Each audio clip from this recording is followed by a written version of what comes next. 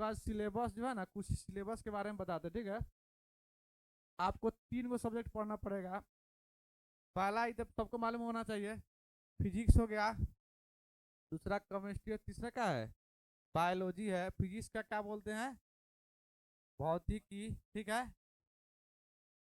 उसके बाद क्या है आपका रसायन शास्त्र, क्या है, रसायन शास्त्र है। और तीसरा क्या है, जीव विज्ञान है, ठीक है ना, जीव विज्ञान। आपके बोर्ड के परीक्षा में जो है, देखिए यहाँ पे मार्क्स लिखा हुआ है, यानी कि आपके फिजिक्स से जितना पढ़िएगा, फिजिक्स से कितना हो जाता है 27 मार्क्स, केमिस्ट्री से 27 मार्क्स, और बायोलॉजी से कितना हो जाता है 26 मार्क। यानी टोटल आपका जो एग्जाम होता है वो कितना मार्क्स का होता है, 80 मार्क्स का होता है, ठीक है ना। अब देखिए इसमें बहुत सा कौन कौन से चीज़ पढ़ना होता है। अब 27 मार्क्स में आपका क्या क्या रहता है, तो देखिए शॉर्ट आंसर और लॉन्ग आंसर जानते ना है। शॉर्ट आंसर यानी कि लघु उत्तरीय और दीर्घ उत्तरीय। देखिए आपका ऑब्जेक्टिव तो आपका 7 रहेगा, ठीक है ना, 7 नंबर का आपका ऑब्जेक्टिव हो जाएगा, जिसको क्या बोलते हैं, बहुविकल्पीय प्रश्न कहते हैं। बल्कि आपका जो है ना, क्या बोलते हैं, दीर्घ उत्तरीय रहेगा 12 नंबर का। और क्या बोलते हैं, हाँ, लघु उत्तरीय कितना रहेगा, 8 का रहेगा। फिर कहते हैं उसके बाद आते हैं, सेम वही पैटर्न है, ठीक है ना। अब देखिए आपको फिजिक्स में क्या पढ़ना है, प्रकाश का परिवर्तन एवं अपरिवर्तन। आप लोग पढ़े थे ना, प्रकाश का परिवर्तन थोड़ा सा पढ़ाए थे। अच्छा, उसके बाद मानव नेत्र आप नहीं पढ़े हैं, तो इसमें पढ़ना पड़ेगा। विद्युत भी नहीं पढ़े हैं, क्या बोलते हैं, विद्युत धारा के चुंबकीय प्रवाह भी नहीं पढ़े हैं, और ऊर्जा का स्रोत तो आपको पढ़ना है। अब चलते हैं किसमें, देखिए यहाँ पे बहुत सारा चीज दिया गया है कि नहीं, पढ़ लीजिए। अब देखिए प्रकाश के परिवर्तन में क्या क्या सवाल पूछा जाता है, तो उससे पूछा जाता है दर्पण, मिरर सर लिखे, ठीक है ना, लेकिन क्या होगा, दर्पण होगा, लेंस होगा, उसका है कि नहीं, उसका इमेज मतलब क्या होता है, प्रतिबिंब बनाना होगा, डायग्राम वगैरह हो गया है कि नहीं, उसी से आपका सवाल ज्यादा आते हैं। मानव नेत्र में नेत्र का रचना हो गया, दोष हो गया, दोष यानी कि निकट दृष्टि दोष और दूरदृष्टि दोष आता है कि नहीं। उसके बाद सुधार, प्रकाश का अपवर्तन से क्या होता है, प्रश्न आते हैं। वहीं विद्युत में आएंगे तो सर्किट, ओम का नियम, रोध, वोल्टेज आदि प्रश्न पूछा जाएगा। विद्युत धारा चुंबकीय में क्या होता है, विद्युत चुंबकीय प्रभाव, इलेक्ट्रिक मोटर आदि से क्या होता है, सवाल आते हैं। ऊर्जा में क्या आता है, ऊर्जा के प्रकार और उदाहरण से आपके सवाल आएंगे। चलिए तो हो गया आपका फिजिक्स। अब आते हैं केमिस्ट्री में। तो केमिस्ट्री में रासायनिक का भी क्रिया तो सबको लोग पढ़े होंगे।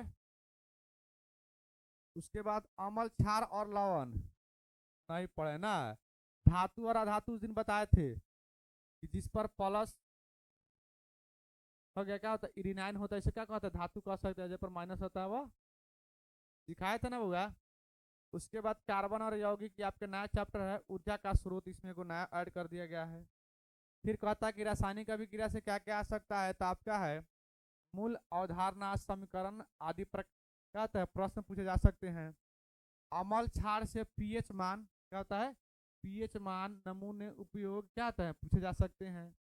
धातु से क्या पूछे जाते हैं, तो आपको बताएं कि वही चीज जो है, आप लोग 9th में पढ़े थे कि धातु क्या होता है, धातु और धातु का गुण बताए थे ना, कि धातु में क्या होता है, वह चमकता है कि नहीं, वही सब आएगा, उसका गुण उसमें पूछना है।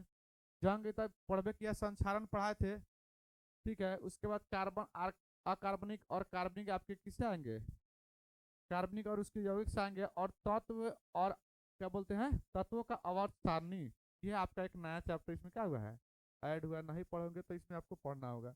बायो में आते हैं, बायो में वही है, जीवन प्रक्रिया, नियंत्रण एवं समन्वय, जीव जनन कैसे करते हैं, थोड़ा सा पढ़े होंगे है कि नहीं। अनुवांशिक एवं जैव विकास, हमारा पर्यावरण, ठीक है ना, इसमें बहुत सारा सवाल आप पढ़ लीजिए। पाचन पढ़े कि नहीं आप लोग हैं, पाचन, श्वसन, परिसंचरण, उत्सर्जन, है कि नहीं, ये आप पढ़े ही होंगे, पाचन पढ़ाए होंगे हम शायद 8वें में पढ़े होंगे।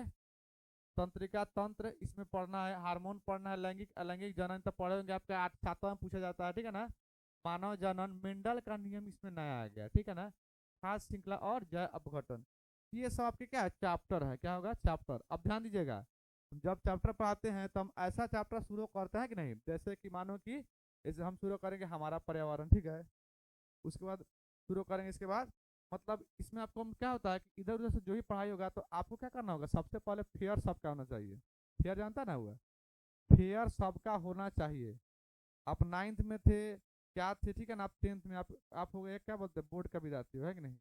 आप लोग थोड़ा सा क्या आपका जो है उसको क्या बोलते हैं हुआ, थोड़ा सा आपका प्रमोशन हुआ है, ठीक है ना। तो नाइन्थ से कहाँ गए हैं, टेंथ में।